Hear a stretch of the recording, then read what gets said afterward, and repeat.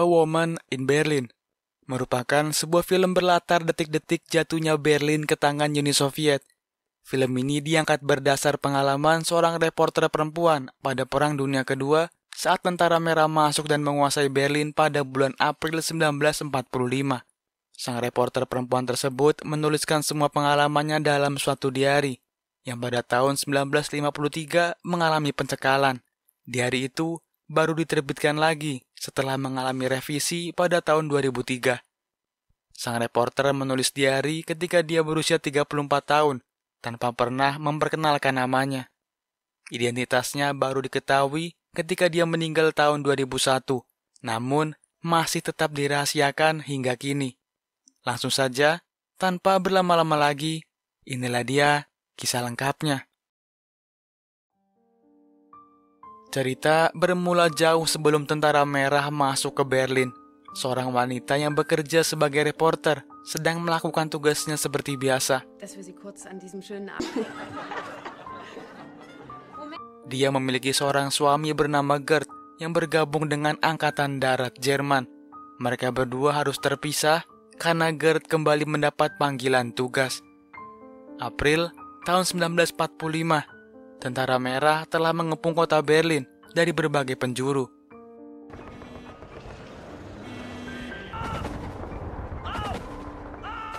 Seketika kota Berlin berubah menjadi medan tempur. Suara tembakan dan ledakan terdengar di mana-mana. Banyak dari warga sipil yang harus menjadi korban akibat peperangan ini.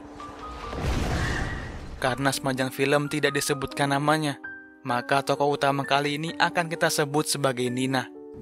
Das ist die Apothekerswitwe. Pasukan Jerman yang tersisa mencoba memberi perlawanan terhadap Tentara Merah.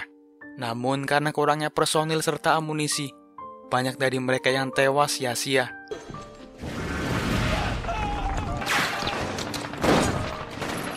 Unit yang dipimpin oleh Mayor Andrei diperintahkan untuk bertahan di sana sementara waktu. Misi menyerang Reichstag tiba-tiba saja dibatalkan oleh atasan. Hal itu tentu saja membuat Mayor Andrei kecewa. Padahal hanya tinggal sedikit saja mereka akan sampai Reichstag. Sementara itu di bunker, tiba-tiba saja terdengar suara ketukan pintu. Ternyata itu adalah Tentara Merah yang berhasil merangsek masuk. Mereka mengambil wanita secara acak guna menyalurkan nafsunya. Seorang wanita tua dibawa pergi oleh Tentara Merah. Nina yang melihat itu langsung mengejar dan membantu. Si wanita tua berhasil kabur, namun dia malah mengunci Nina bersama seorang Tentara Merah. Tentu saja, Nina menjadi objek bejat tentara itu. Nina mengajaknya ke tempat yang lebih aman dan sepi, sambil mencari celah untuk kabur. Tak lama kemudian, dia melihat sebuah pintu keluar. Hal itu tentu saja Nina manfaatkan untuk kabur. Di luar bunker, dia melaporkan aksi bejat yang dilakukan oleh tentara tadi. Tapi, tidak ada satupun tentara Soviet yang menghiraukan laporan Nina.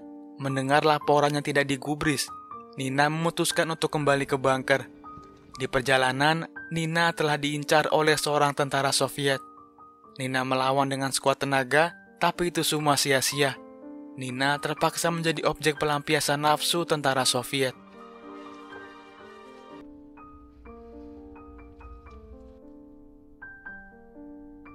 Beberapa hari kemudian, Nina dipersilakan tinggal di apartemen seorang nenek. Nina tidak sendiri. Ada beberapa pengungsi yang tinggal di sana. Seorang gadis muda memilih tinggal di loteng apartemen daripada berkumpul di bawah. Nina tidak mengetahui kalau dia menyembunyikan seorang prajurit Jerman. Tiba-tiba saja, suara langkah kaki Tentara Merah terdengar. Apartemen itu telah dikepung oleh pasukan Soviet. Semua pengungsi lari berhamburan, tapi Nina memilih diam di apartemen. Nina sudah lelah dengan keadaan Jerman kali ini. Baginya, usaha melarikan diri hanya akan berakhir sia-sia. Para Tentara Merah masuk dan melampiaskan nafsu bejatnya secara bergantian kepada Nina. Dari kejadian itu, Nina memutar otak agar dirinya tidak dijadikan objek pelampiasan seksual. Nina mencari tentara Soviet berpangkat tinggi untuk dijadikan tameng. Dia menemui Mayor Andrei lalu melaporkan kasus pemerkosaan yang menimpa dirinya. Andrei justru membalikan laporan Nina. Dulu saat Jerman menginvasi Soviet, banyak wanita yang diperkosa oleh tentara Jerman. Bagi Andrei, ini merupakan hukuman setimpal. Es ist ihre Pflicht zu helfen. Nina menolak menyerah. Dia menemui salah satu petinggi militer Soviet lain bernama Anatol. Berbeda dengan Andrei, Anatol mengajak Nina untuk berhubungan nanti malam. Terpaksa Nina mengiyakan ajakan dari Anatol. Baginya dapat berhubungan dengan petinggi Soviet akan menjauhkannya dari pemerkosaan brutal. Singkat cerita, Anatol pergi ke apartemen tempat Nina tinggal. Anatol juga membawakan makanan agar bisa disantap bersama.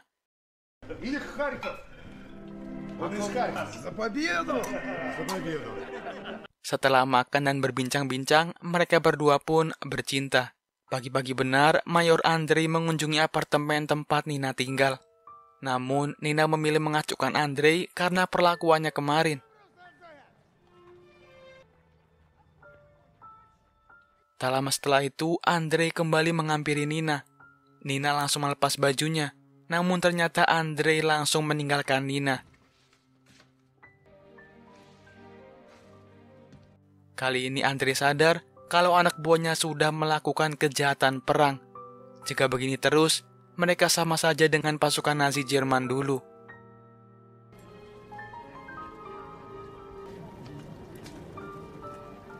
Sementara itu, gadis yang bersembunyi di loteng apartemen diam-diam mencuri makanan di meja. Makanan itu dia bagi dengan tentara Jerman yang bersembunyi. Karena hanya sedikit, dia bergegas mencuri makanan milik pasukan Soviet.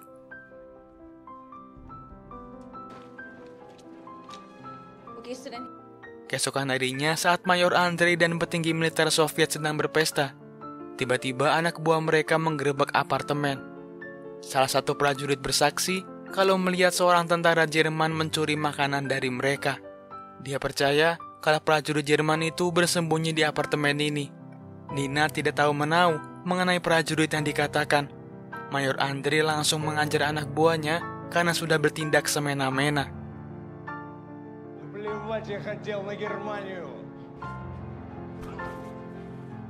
Dia menegaskan jika ada yang berani menyembunyikan prajurit Jerman, maka hukuman mati akan menanti. Mendengar hal itu, Nina kembali memeriksa loteng.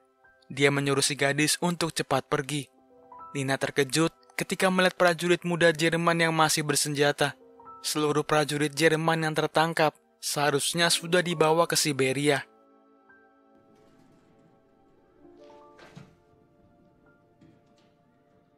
Singkat cerita, para wanita lain mengikuti cara Nina, mengencani petinggi militer Soviet demi mendapat perlindungan. Apartemen ini layaknya sebuah tempat prostitusi. Banyak petinggi militer Soviet lalu lalang menyalurkan nafsu bejatnya. Di suatu hari, Nina dipanggil oleh seorang tentara Soviet. Dia menceritakan kekejian Jerman saat menginvasi Soviet. Desa-desa yang dilalui oleh pasukan Jerman menjadi ladang pembantaian dan pemerkosaan. Anak-anak, ibu-ibu serta orang tua dibantai tak bersisa.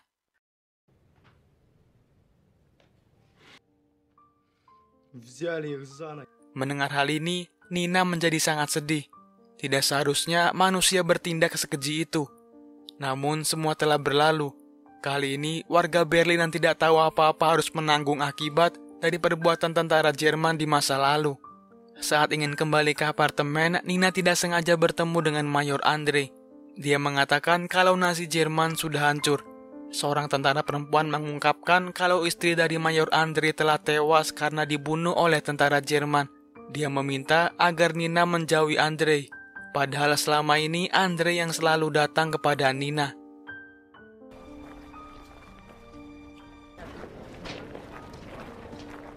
(30 April 1945), pemimpin tertinggi Nazi Jerman yaitu Hitler memutuskan bunuh diri. Kota Berlin akan sepenuhnya diserahkan kepada Uni Soviet.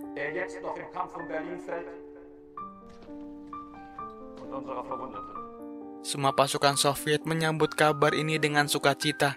Perang di Eropa kini sudah berakhir. Berbanding terbalik dengan Soviet, warga Berlin harus menerima fakta yang menyakitkan ini. Mereka terpaksa hidup di bawah era yang baru. Pesta kemenangan Soviet dilanjutkan di dalam apartemen. Mayor Andrei sesekali mengobrol sambil membagikan rasa bahagianya kepada Nina. Alles vorbei.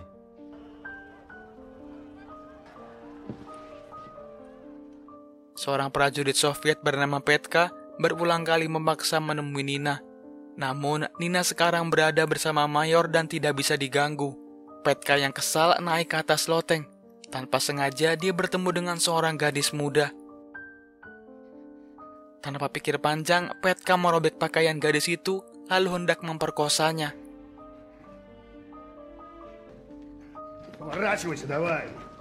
Prajurit Jerman yang bersembunyi mencoba menolong dengan menembak Petka.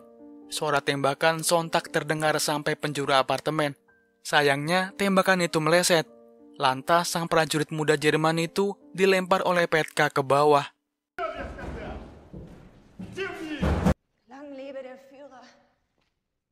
Sejak saat itu, Andrei berubah menjadi agresif kepada anak buahnya. Emosinya meledak-ledak seperti ada yang disembunyikan sejak awal.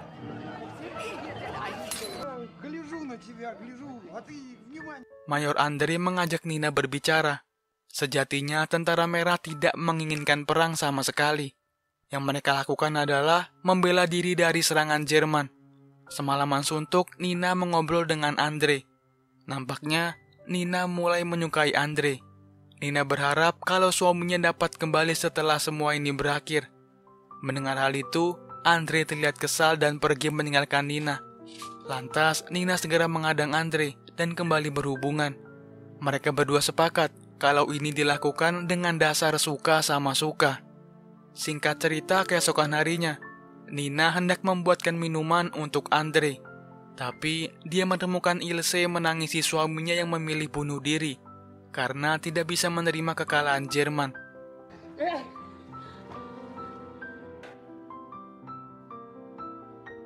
Nina kembali ke apartemen, namun ternyata Andrei telah pergi dari sana.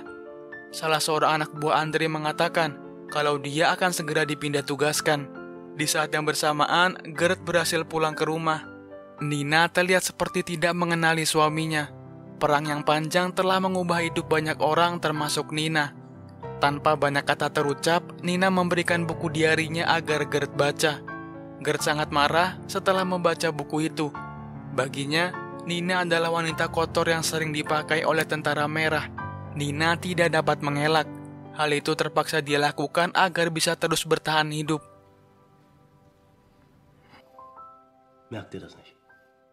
Singkat cerita, Nina pergi menyusul Andrei yang akan segera dipindah tugaskan. Mereka berpegangan tangan sembari mengucapkan salam perpisahan. Nina sangat bersyukur dapat mengenal Andrei di tengah masa-masa sulit ini. Bagi Nina, Andrei lebih dari sekedar penyelamat. Dan film pun selesai. Nina merupakan salah satu contoh dari banyaknya perempuan Berlin yang bernasib sama. Terpaksa berhubungan oleh tentara merah agar dapat perlindungan. Tulisan diari Nina ini akhirnya dipublikasikan pada tahun 2003 setelah mengalami banyak revisi. Dengan terbitnya diari Nina ke publik, banyak penyintas perang yang berani berbicara mengenai masa-masa kelam pasca Perang Dunia Kedua di Berlin. Segitu aja kira-kira alur cerita kali ini. Semoga kalian suka dan sampai jumpa di video seru lainnya.